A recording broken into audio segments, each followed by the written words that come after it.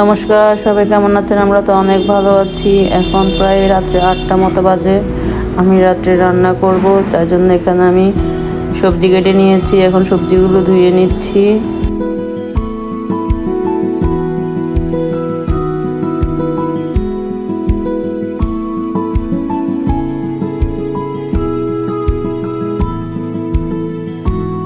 তারপর শসা দিয়ে চিংড়ি মাছ দিয়ে রান্না করব, তাই জন্য আমি এখানে চিংড়ি মাছগুলো কেটে নিচ্ছি।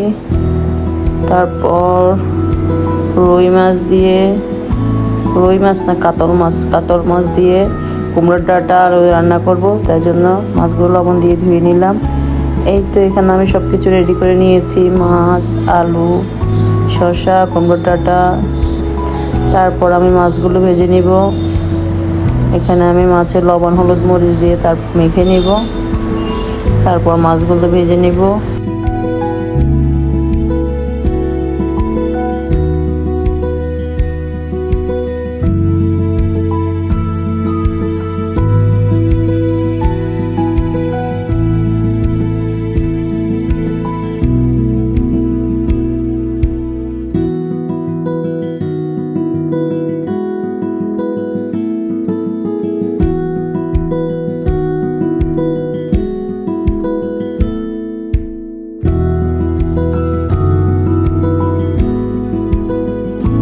তারপরে তো মাছ ভাজি হয়ে গেছে, এখন মাছগুলো তুলে নিচ্ছি।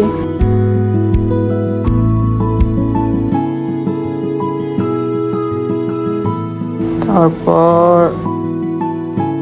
এখানে আমি চিংড়ি মাছগুলো ভেজে নেব লবণ আর হলুদ দিয়ে।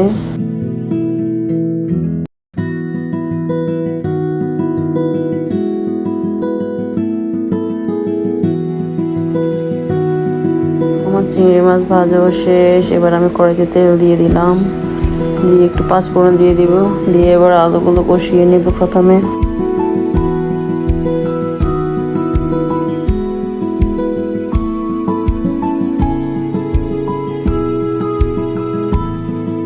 তারপরে এবার আমি ডাঁটাগুলো দিয়ে দিব, দিয়ে একসাথে কষিয়ে নেব।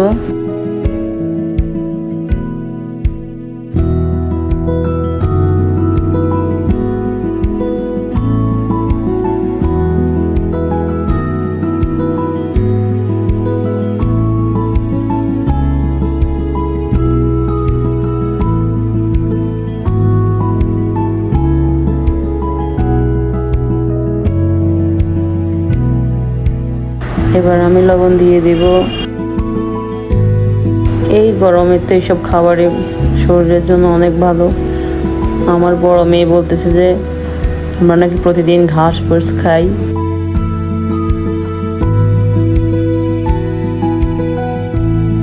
এবার আমি কাঁচামরিচ কেটে দিব।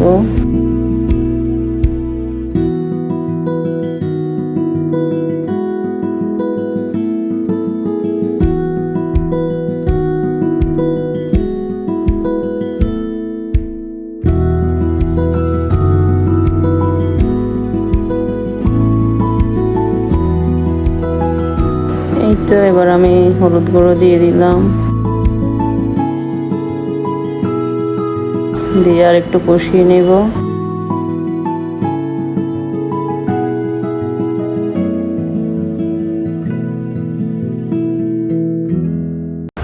তারপর একটু এখানে তো আদা জিরা বাটা আছে, একটু আদা জিরা বাটা দিয়ে দিলাম।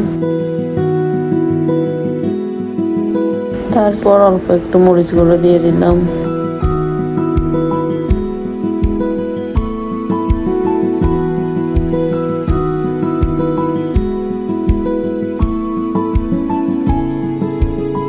এবার জল দিয়ে দিলাম।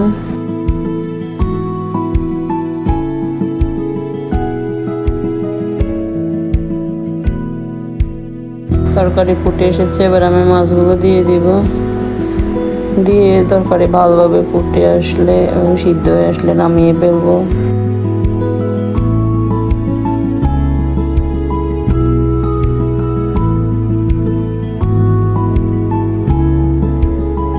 এই তো আমার ডাঁটা আলুর তরকারি রান্না শেষ। এবার আমি শসা রান্না করে নেব।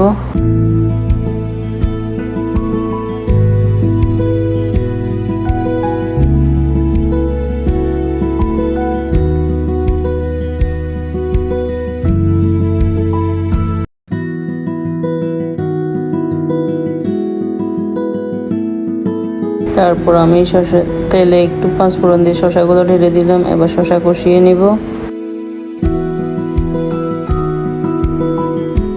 লবণ দিয়ে দিব।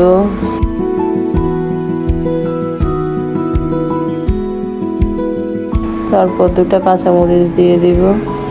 এই কাঁচামরিচগুলো আমাদের বাড়ির গাছের, তো বেশি ঝাল এগুলোর ভিতরে, তাই জন্য শুধু দুটাই দিলাম। আর অনেক লম্বা লম্বা এই কাঁচামরিচগুলো।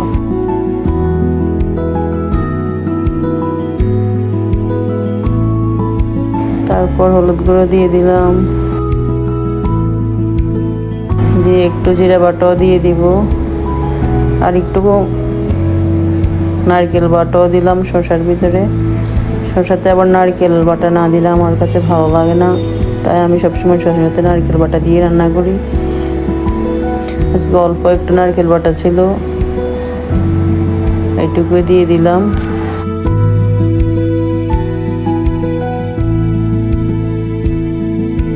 তারপর একটু জিরে বাটা দিয়ে দিলাম, দিয়ে আর একটু কষিয়ে নিব। তারপর ঝোল দিয়ে দিব।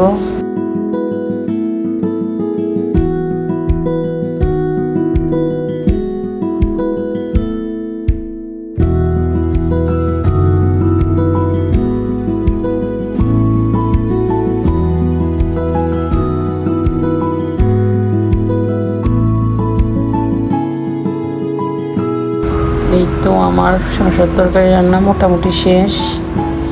এটা হচ্ছে আমার রান্নার ফাইনাল লুক। সবাইকে অসংখ্য ধন্যবাদ আমার ভিডিওগুলো দেখার জন্য।